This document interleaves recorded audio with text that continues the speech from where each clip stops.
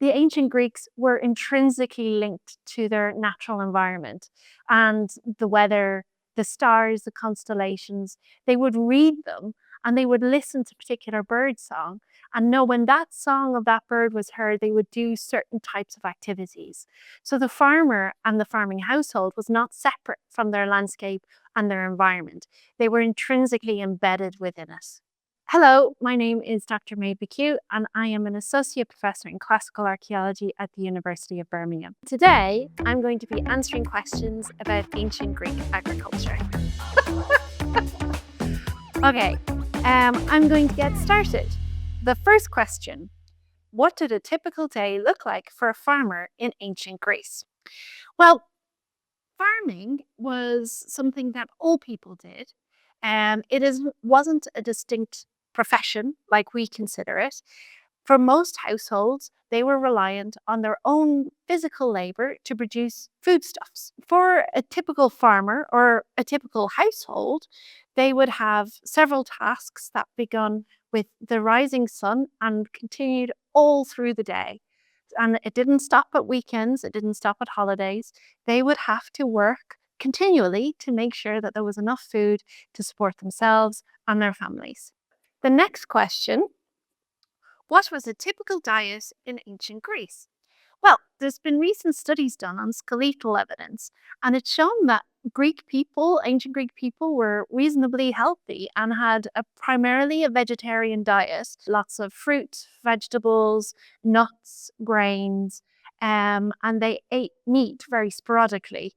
Meat was something that was associated with ritual practice, so they would eat meat around religious festivals, and they would eat fish if they could access fish, but primarily it was a vegetarian diet. The next question, what crops were most important in ancient Greece? Well, there's something called the Mediterranean Triad. I know it sounds like some sort of crime organization, but it isn't. It is olives, vines, and wheat. So they're the kind of core components of farming in the Mediterranean. Olives, of course, produce olive oil. Grapes produce wine mostly, and then wheat produces breadstuffs. And so that was the primary crops in ancient Greece. Did ancient Greek farmers use animals for labor? Yes, absolutely. Donkeys and oxen primarily. These would be traction animals, but they also had dogs for hunting as well and guardians. But also something that's quite nice is they would use geese for guarding their farmyards because geese are actually very aggressive. The next question, did ancient Greek farmers own their own land? Yes, they did. Farms were very small, especially compared to modern farms. We're talking about 2 to 3 hectares. So they could rent more land if they needed to.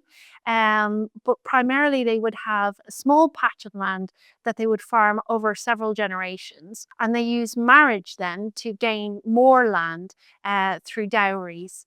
The next question, what gods were important to farmers? Well, the primary god for agriculture was a female goddess called Demeter. And she gifted agriculture and the knowledge of agriculture to humans. So she was crucial for praying for a successful harvest.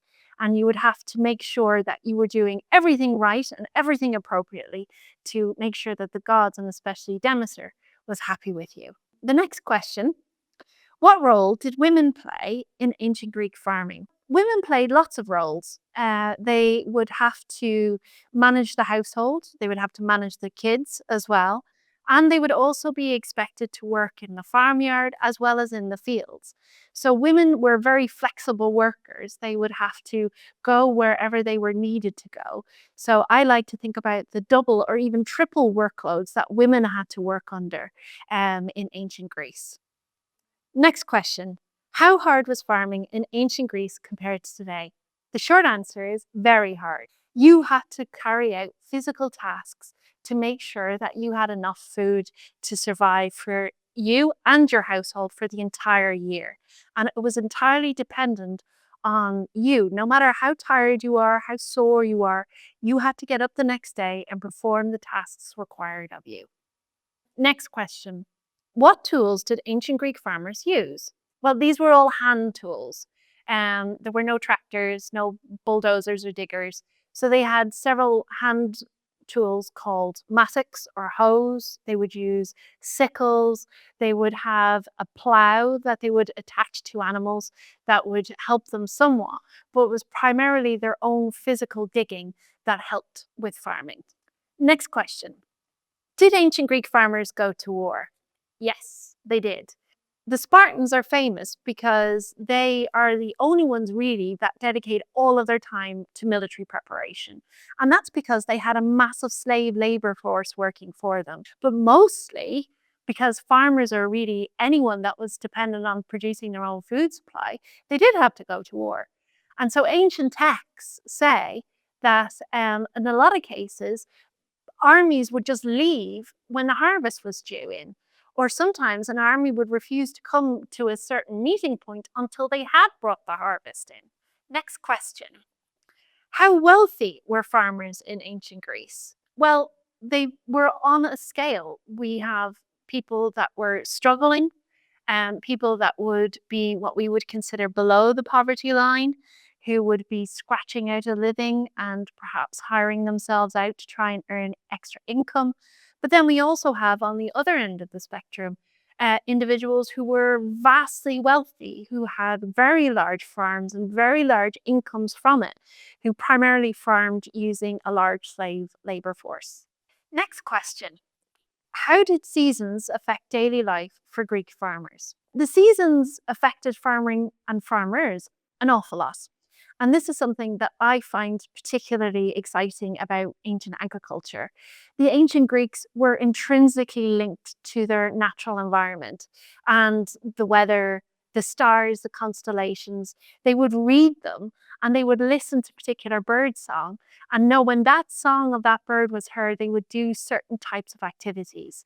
So the farmer and the farming household was not separate from their landscape and their environment. They were intrinsically embedded within it. Next question. How did ancient Greek farmers store and preserve food? For the general household, they were reliant on their own labor and their own food supplies. So there was a general rule of thumb to have a year's worth of food in storage because ancient Greece and Greece today is an arid country. They do not have the types of rainfall that they can expect every year.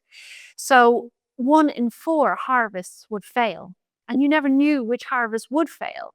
So you had to have at least a year's food in storage, and that would primarily fall to women in the household to manage that and monitor that food. Next question. Did children work on farms in ancient Greece? Yes. And there were no child labor laws. The moment you were able to walk and support yourself and use your hands in any kind of capable way, you would be put to work. Depending on if you were a slave or if you were a free child, and depending on the economic status of your household, that would of course differ. But for poorer families, for slave children, you were an extra mouth to feed and you would have to earn your keep, essentially. Next question. How different was farming in Athens versus Sparta? On the one hand, they weren't different at all because they were farming the same types of crops, and archaeologically, the farms look very similar. But socially, the structures that they were working under was very, very different. In Sparta, they had a large enslaved labor force called helots that worked the land for them. But in Athens, it was primarily the citizen body that would be working their own land, supported by a slave labor force. Next question. What was the hardest part of being a farmer in ancient Greece? This question really was one of the core things that inspired me to write this book. We've all woken up in the morning and just felt like, oh, I can't be doing it today. But imagine if, despite that, you still had to go out and you still had to plow a field or make sure certain animals are fed. Because if you don't, you and your family go hungry. It doesn't matter if you're sick, it doesn't matter if you're tired, it doesn't matter if you're old or infirm. These things have to be done. And this is the real core of what interested me about this question and drove me to write this book. If you want to know more about the lives of ancient farmers, check out my book. It's available in all university libraries.